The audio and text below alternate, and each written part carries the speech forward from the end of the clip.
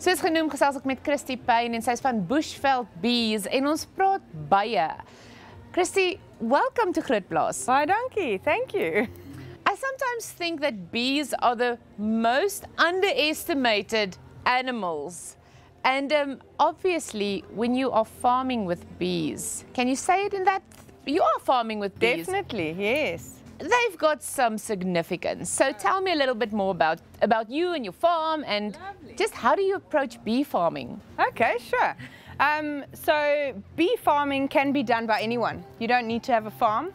You can keep bees in residential areas in certain places. And it's the most rewarding type of farming that you can do.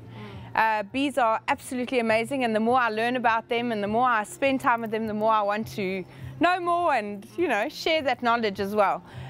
Beekeeping has started me on a very amazing journey. I work with farmers throughout KZN mainly, working towards trying to keep bees from going extinct. And the main way that we do that is to try and help them to build biobanks on their farms, where areas that used to be monoculture become basically ecosystems that can not just support bees but also support other natural occurring pollinators. So yeah, very interesting. I think that's one of the wonderful things when it comes to bee farming. Most people might think that it's because you want honey and you want to produce, but it's wonderful that you're saying it's to save them and to keep them for future generations. And I've got a seven-year-old at home, and I must tell you, most of the questions I get are in the afternoons after school are bee related. Oh, lovely. And so it shows me there's such an interest. So what is it about bee farming that really interests you? I mean, what's the message?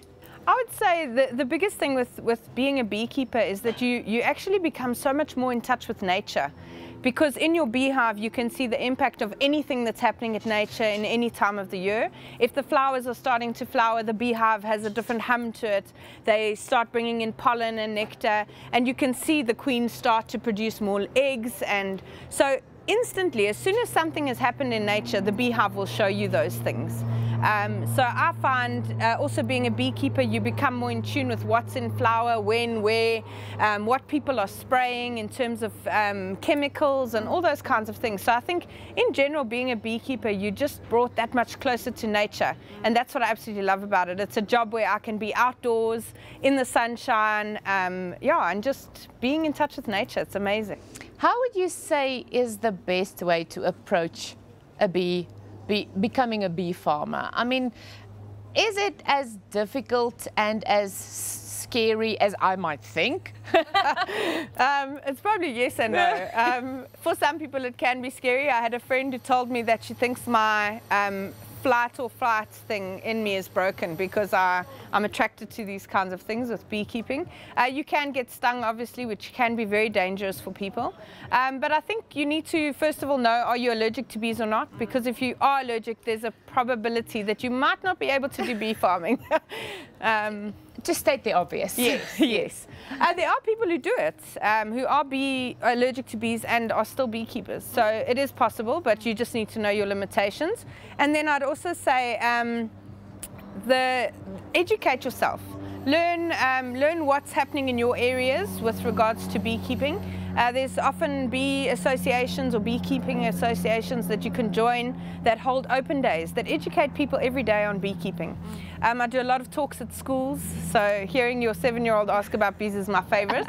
And I feel that educating people from the ground up is the way that we're going to save bees, is by getting kids involved, getting people involved. Lots of people are scared to allow their children near bees.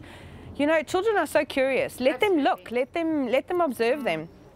And bees that are in their natural environment are not aggressive.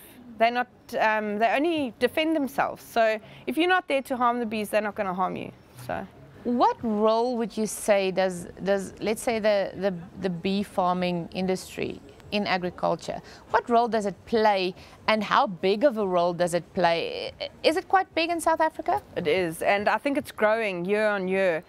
In South Africa, our farming communities are changing quite rapidly. Obviously, you know, the climate is changing, and so farmers are having to adapt hugely. In KZN, for example, you've got huge areas that used to be sugarcane that are now changing to avo, blueberry, macadamia, all of which require bees, all at the same time of the year, just about. So that is changing things, and it gives lots of opportunity for people to get into beekeeping. In South Africa, beekeeping is very much known as a greybeard industry. There's very few young women in it, first of all, and there's very few young people in general, especially on a commercial level. So there's huge opportunity for people to get into beekeeping. I'd say just, you know, contact your local bee farmers association and find out how you can get onto courses or learn more. The words that stand out for me is opportunity. There we go. And I think becoming a bee farmer, especially when I look at my son now, he's so interested, but it almost sometimes feels it's one of those, you know, those interests as you grow up, you like, oh no, you're not going to make money out of it, or you're not going to, so just forget about it. It's almost one of those things. But the wonderful thing about bee farming is you would say that South Africa, obviously it's not just about the honey, it's about protecting them, because what is the alternative? There aren't any. Unfortunately, if the bees die, we will not have food. And a lot of people will argue, yes, but there's 1,200 different species of bee in South Africa. And yes, that's true. But how many of them have a monetary value? And sadly, things that don't have a monetary value aren't looked after. So, you know, the honeybee produces wax, it produces propolis, they produce honey, as we all know. But the main value in bees is pollination, and our food security is linked to that directly. So it's very important that we all get on board with trying to find ways to farm that don't harm bees in general. So, yeah. It's extremely interesting. We're going to continue our chat just now. Ons gaan na 'n breek toe, bly ingeskakel. Ek gesels steeds met Kristie Paine en ons praat bietjie oor byboerdery en die belangrikheid van byboerdery in Suid-Afrika. Kristie, what would you say are the when it comes to misconceptions, obviously with bees and with obviously so many other animals, but specifically bees, what are the truths and the untruths? Okay, I think probably the biggest untruth is that a lot of people say that they're allergic to bees. Your body is naturally supposed to react when you get stung by a bee. So just because you swell, that's actually normal. If you are, unless you're a beekeeper like me, you should swell when you get stung by a bee. But the reaction that your body has will be very much dependent on how long that venom was in your body, how old that bee is that stung you, because the venom will become more concentrated the older the bee is. So yeah, and I would also say another big misconception is that people think that beekeepers do beekeeping for honey. That is not the main purpose of our operations. It's a byproduct often.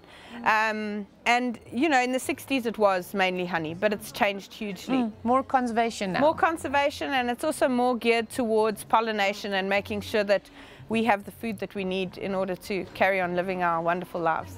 I'm going to be in big trouble if I don't ask you the next question, and that is directly from my son, is do you ever reach immunity when it comes to how many times you are stung? Oh yes, that's a loaded question then. Get out for me, because I need a correct answer to give him. So it's a bit of both. So either you're going to become less immune or you're going to become more allergic to bees. I'm very lucky in that the more I get stung, the less my reaction is. If I get stung, I hardly have any reaction anymore, but it's still very sore. You never get an immunity to the pain. So yes, I think that answers it. There are some beekeepers who build up such a huge resistance that one day when they're in their 70s, one bee will sting them and that will be the end. But I think that's a pretty pleasant way to go. Second question, on a daily basis, do you get stung every day? Because obviously you deal with bees every day, or not? We work sometimes up to 70 colonies in a day. Whoa. And when you're working that number of colonies, you can't always use the smoke as effectively as you would normally to keep the hive calm. So when we're working hives in that capacity, yes, every single day. Do you think South Africa has got a healthy bee farming industry? I think with any kind of farming industry, there's always room for improvement. I think bee farmers, one of the biggest challenges that they have is where farmers that they're working with for pollination have, they don't keep the bees in mind when they're using pesticides and things like that. So I think education of farmers in general who need those bees need to be on board with the plans on how those bees are managed on their farms. So I think there is lots of room for improvement, but I see a positive light, definitely. And obviously an industry that's got opportunity for young farmers, youth, people coming in, people actually who kept that interest and that wow factor around bees. There's opportunity for that. Definitely. The thing with the beekeeping industry, we often work very late nights. We work late into the night, early mornings.